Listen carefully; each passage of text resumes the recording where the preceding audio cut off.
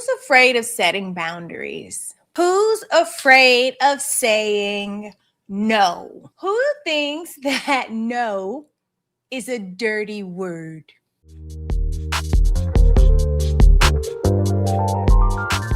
I'm learning the power in no, how succinct it is, how it's a full sentence. No. You can say no, thank you, right? No, thank you.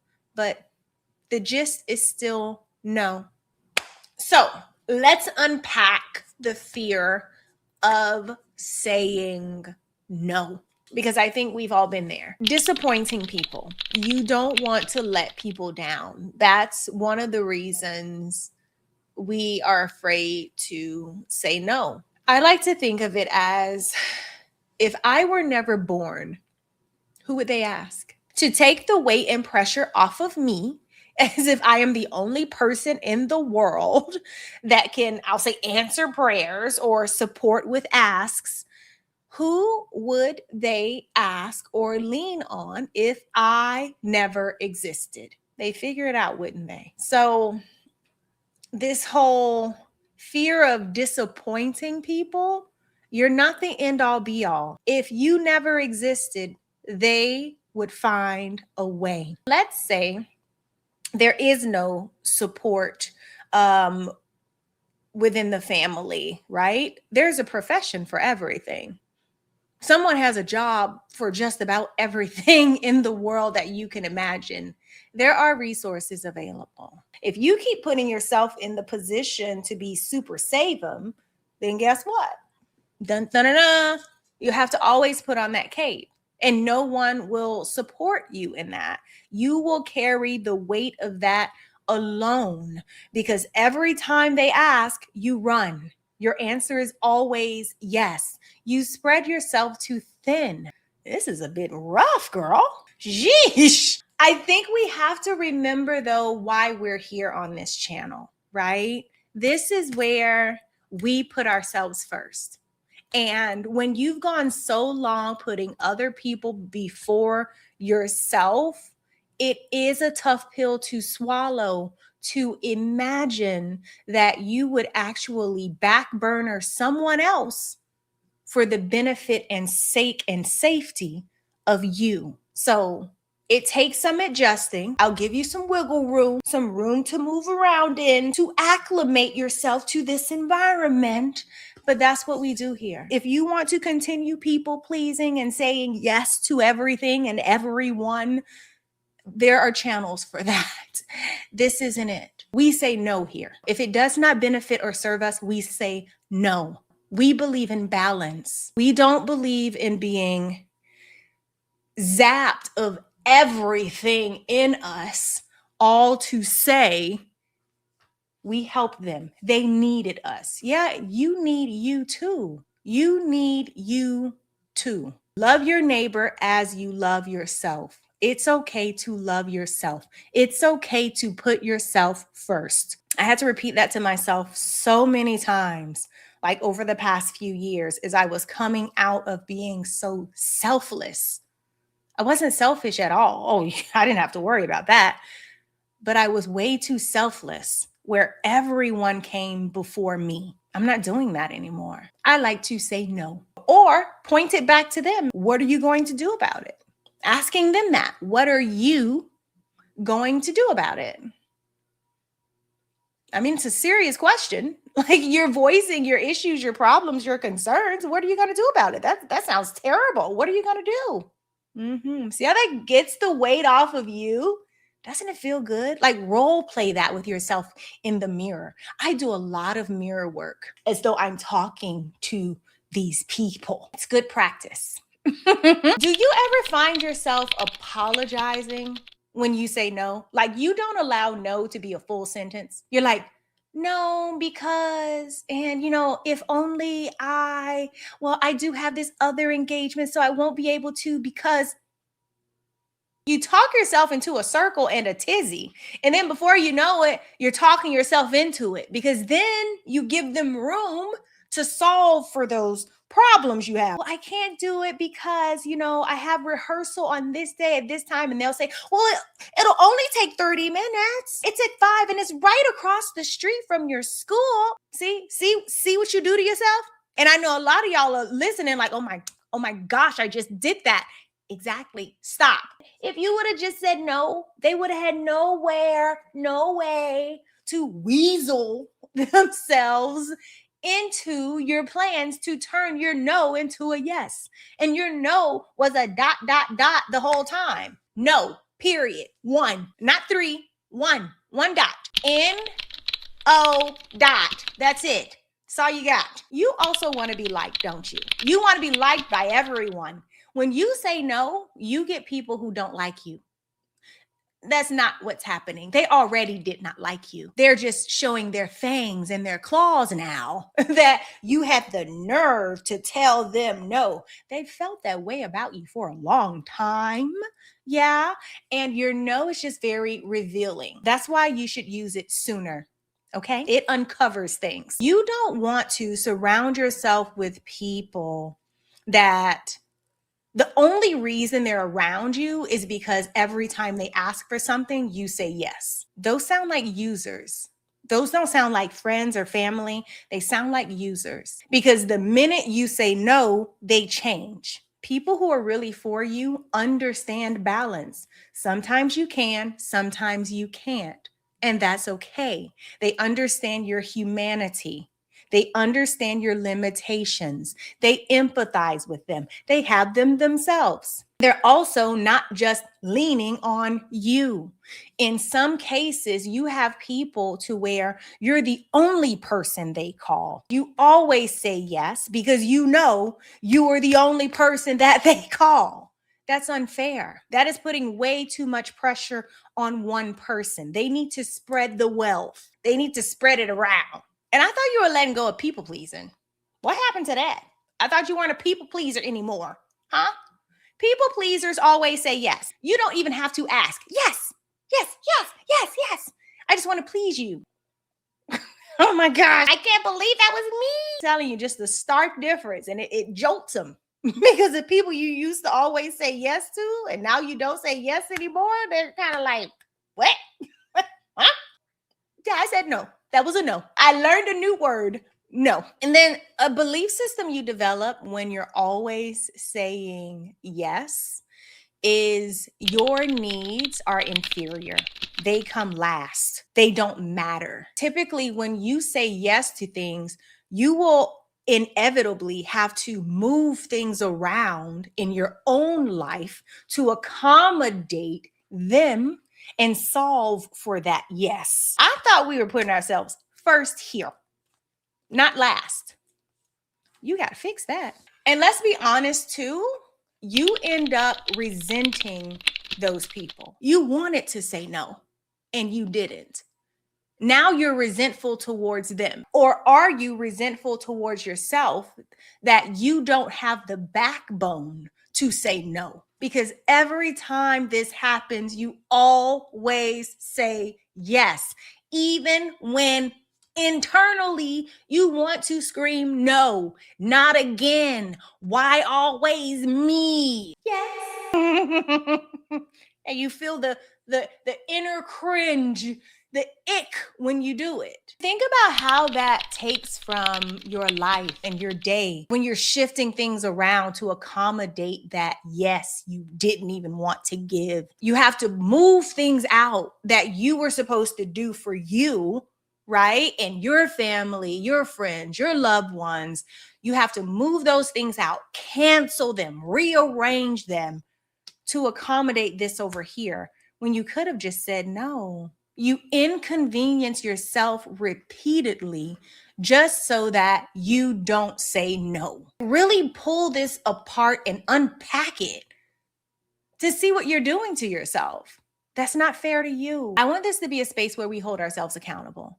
I don't want to be the person that brushes over things as if they're not an issue or a big deal and that they don't hinder you when they do. So I'm calling these things out and I'm hoping that they are supporting you. Let's not even get started with the violation of your boundaries and how much access people have to you when you don't say no. You're like a Waffle House, right? Or aren't they open 24/7? I think they are. You never close. Whatever I need, I can call you at any time and ask you for basically anything, and the answer will be yes. Do you see how inappropriate that is? You need to figure out where the lines are in the sand. For example purposes, you don't take phone calls after 8 p.m. You're on D&D, you turn your phone off, whatever it is, you're prioritizing XYZ, your Netflix, your spa time, your bath time, your skincare routine. That is what you're doing that time onward. You're not answering calls, taking requests, following up on text messages and emails about what other people need from you. You are putting you first. That's just an example. Homework time. Figure out for you what your new boundaries are. Because if you're saying yes a lot, there's a high probability you don't have boundaries. People feel so free to continue to ask you for things because they know you're always going to say yes. With that yes, there's a certain level of, how can I say, from the other person's end, a certain level of limitlessness, right? I can call her anytime. I can call him whenever. All these things. Yeah, of course he's going to say yes. You start shaping up into a person who can be taken advantage of, taken for a ride. You need to set those boundaries because I know you're tired of it. I was there. I know you're tired of being in a position where you feel used, you feel drained, you feel as though no one respects you or values you. Those boundaries will fix that. Something about boundaries is that you don't have to explain them to anyone. They weren't there one day, now they are. I don't care if it's been 25 years of no boundaries. They're here today. 25 years and one day, here they are. You just implement them. With the example, you turn that phone off. 8 o'clock, 8:01, phone goes off. It's on D&D. You didn't send out an announcement, write a post about it. You just turned your phone off, put it on D&D, and went on about your business. Because we teach people how to treat us. And I can assure you that the first few times they bump into that boundary, honey, they will remember it. They will respect and value you even more because they understand you are not as limitless, right? Access to you isn't as limitless as it used to be. You have boundaries and parameters for which you can be contacted. And then you respond when you respond. It's your life. You're grown. If you want to respond in a few days, it's your prerogative. Let's talk about the discomfort that's going to arise with these new boundaries of yours, and not the discomfort of you. Okay, you should be resting and relaxing. You're doing your skincare routine. You're doing your nails. You're doing all the things for you.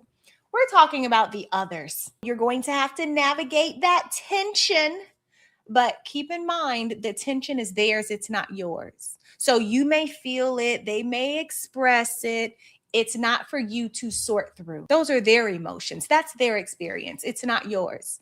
Because as they were asking you for everything under the sun, did they check in with you to see how you were feeling, how you were navigating? No, right? Okay. In like fashion, you don't need to take a pulse. For what? You're fine. You just need to understand that they're going to feel away, and that can present itself in a plethora of ways, right? But you hold true to your decision to implement your boundaries that protect you, because you matter. When you don't have boundaries, you are telling everyone else you don't matter. You can do whatever you want to me. But when you set up those boundaries, you show them, I have limits and there are lines that you cannot cross, that I implement, and I don't take your vote on it. Girl, guy, if you don't want no backbone, if you don't want your voice, this is not the place for you. Because we're not playing those games. We're not playing those mind games. They're manipulation tactics to get you back into the space you were, where they were running you ragged and using every drip drop of you until you ran dry. Not a comment from the peanut gallery when you were running around town like a chicken with his head cut off, doing everything they needed you to do. Mom was the word. Now you put a screeching halt to that, and you're the issue. I see.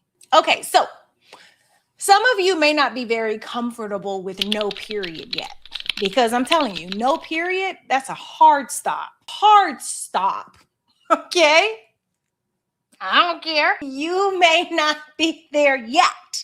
So let's offer you a few options that you can say, a few rebuttals. Shall we? I can't do that. That doesn't work for me. I'm not available. I'm going to pass on that. See? Is that more helpful? I think no is good enough, but baby steps. You want to ease into it. That's okay. Now you have a couple options. Some people will still have the cojones to interrogate your answers. Why not? I don't understand. You said you could do it.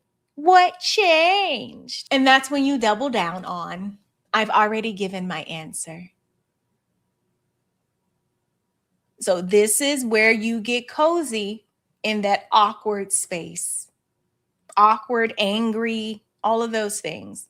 They are really revealing how they see you. Because if you're this upset that I cannot do it, why were all of your eggs in my basket? I am one person. That's not fair to me. But it reveals to you how they saw you as a workhorse. Of course you can do it. You always say yes. You would never say no. And then you say no. It's that wall they hit. It's the wall that they hit that creates that friction, that creates that animosity in them, because the wall was not there before. When the wall wasn't there, all was well. You were the most amazing person in the world. You always rescued them and saved them. You always came through. You're so dependable. That is not a compliment. And then two, because baby steps. Okay. I know we're different places in this, in our journey. If you don't believe you can do it in person, do it over the phone, over a call, or over text, DM, however you communicate with them, and let that be that. And if it turns toxic or ugly, I think we all know where block and delete are. You have to know within your identity that you are meant for more in life than to be someone's personal assistant or to be used and manipulated. You're not someone's do girl or do guy. That's not your purpose in this world. So I need you to eject your identity from being a rag doll, from being, I'll call it manly, really masculine, doing all the doing, especially if you're a woman and you need to rest in your feminine. Women don't do all of that. That's a lot of doing. That's a lot. Running yourself ragged. Like, look at you. I remember I was dating this guy who had a daughter, the first guy I ever dated with a kid. I was doing more for his daughter as far as activities and school pickups and all of those things than he was. I was running myself ragged to the point where someone even called it out about my appearance, like that I looked ragged. I'm not a mom. What? And I'm not saying moms look ragged. I'm not saying that. I'm just saying, like, I was not in the situation to be running to the ground like that. That was not my kid. But because I could not say no, there I was running myself into the ground. That is what you might be doing to yourself. I don't want you to do that anymore. Your identity is not being a rag doll. Rest in your feminine. You are a woman. Stop doing the most. That is not how you get appreciation or love. Being is. Being you. You don't have to do all that. Only for someone who only wants that from you will they require that of you, meaning they really don't want you. They want what you do for them. Learn the difference. Okay, for homework, we are jotting down why we feel guilty for saying no. Why do you apologize for having boundaries? Why does it feel so hard to say no? And then on to the part that I know you love, listing the people that ask and ask and ask and ask. I'll call them the requesters. List your requesters and list where you're going to implement boundaries, because your boundaries can look different across different people because it depends on what they ask to determine what the boundary would be. And I want you to practice your no. If you're not ready for no, we did cover other tactics and things you can say, but practice them in the mirror. You already know how they ask for things, how they request things, right? So imagine that engagement, kind of role play it for yourself, and then practice your response over and over and over so that when it comes up, because it will, you're ready. You're firing on all cylinders. You're ready with your response.